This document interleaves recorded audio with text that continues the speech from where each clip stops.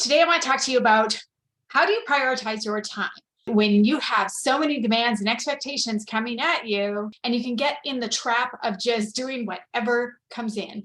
But the thing is that when we treat everything as urgent, we treat everything as equal, but it is not equal. For you to be effective, for us all to be effective in focusing on where is the best use of our time and attention at work and at home and overall in our life, got to get better at prioritizing. And so today I'm going to share with you a simple way that you can do this. There's lots of different ways you can prioritize. This is not the only way. This might not be the way for you. And I use this back in my corporate career, this is how I prioritize my work. This is how we prioritize multi-million-dollar projects. We would work with executive and stakeholders on prioritizing projects, resources, all that. And this is how we did it. Obviously, I'm going to share it in a simplistic way, but this is how we did it. That's how I prioritize my work. And it is what I use now to prioritize what I focus on in my life, in my work day, my work week, the month, and even what I'm doing in the evening. So this is something that you can use no matter the situation. Because I don't like to figure out how do I operate at home? How do I operate at work? It's like, let's figure out strategies and tools and mindsets that can serve you wherever you're at, because that makes it a whole lot easier. First thing, so I'm going to share a simple way to prioritize, but here's the real first step. So you got to start to get clear on where you add the highest value. Okay, and this tool will help you figure that out. But where do you add the highest value? What over the next 90 days or with your team in your work, where do you contribute the highest value? What can only you do? Or is something that you really need to be involved in that's going to move the needle, that is going to move forward your goals, that aligns with your strengths? Where can you add the highest value? Okay. Now, this tool, again, will help you figure that out, but we got to start thinking in those terms. Instead of doing everything, where do you really add the highest value? Because when you are clear on that, that is going to make doing the rest of it easier. Okay, so where do you add the highest value? Then the next part is we want to think about, okay, what are the 3 top priorities?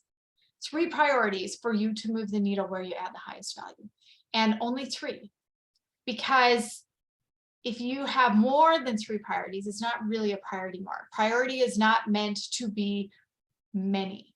And then what is the one thing above all else that if you made progress on that, because things can happen, unexpected things can happen. You might have team members out and you have to pick up the load somewhere else. You might be working from home while your kids are home because they're sick.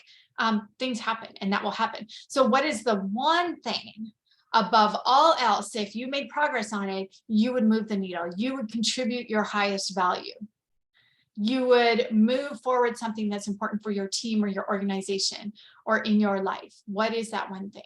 When you're clear on those things, it gets easier to make those decisions when things are coming at you, to start to say no a whole lot more, so that you can say yes to the things that matter more. How do you prioritize that? How do you make decisions? Because it can feel like everything is important or everything is urgent. Okay, so the simple prioritization tool is that when you have, say, your 5 things on your list, and you look at them and you look at number 1 and 2 on your list, if they're not prioritized, just look at the 2 things and you go, if I could only get 1 done, which is more important? Now, I know you're going to want to do both of them, but if you can only have 1, which one is more important? That is the one that is higher priority. And then you just go down your list and you figure it out.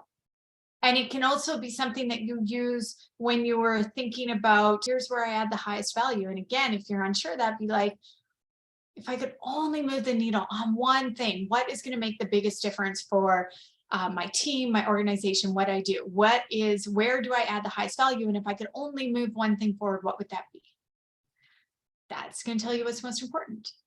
If you are thinking about the month, if I can only get 1 thing done, what would it be? Or let's say you have, 5 things you want to do. If you can only get 1 done out of those 5, which would it be?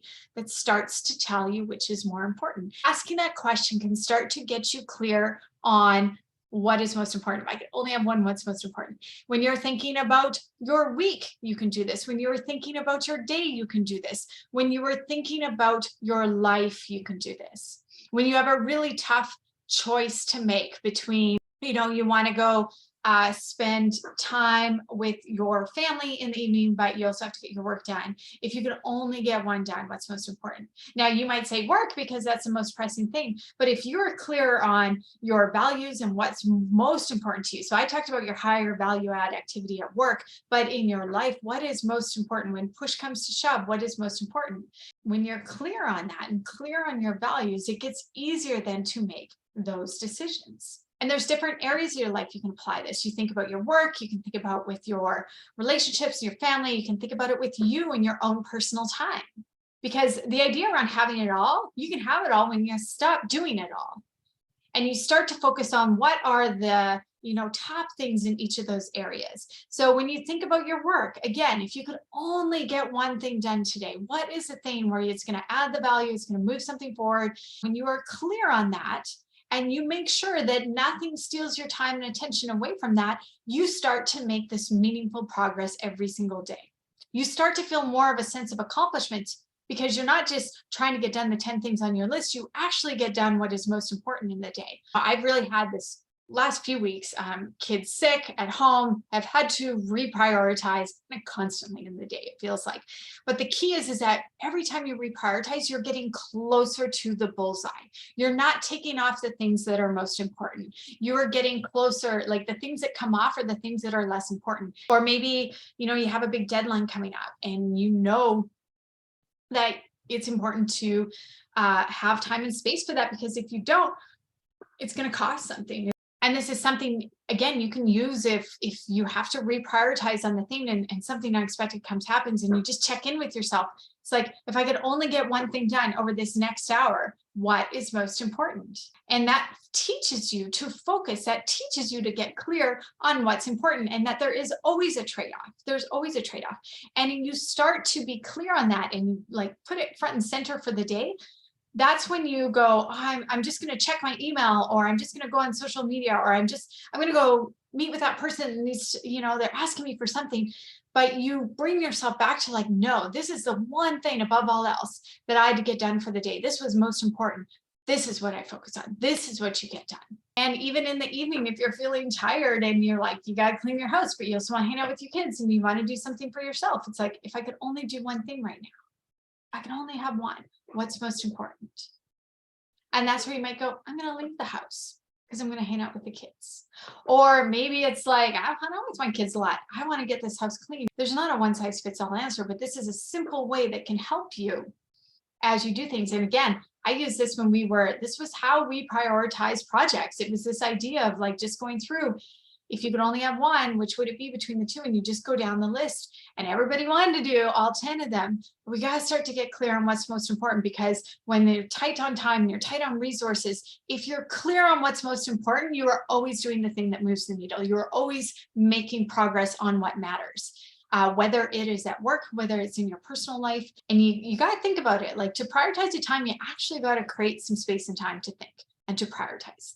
You feel that greater sense of accomplishment, and again, you move forward the things that matter. Give it a try. I'd also love to hear from you in the comments.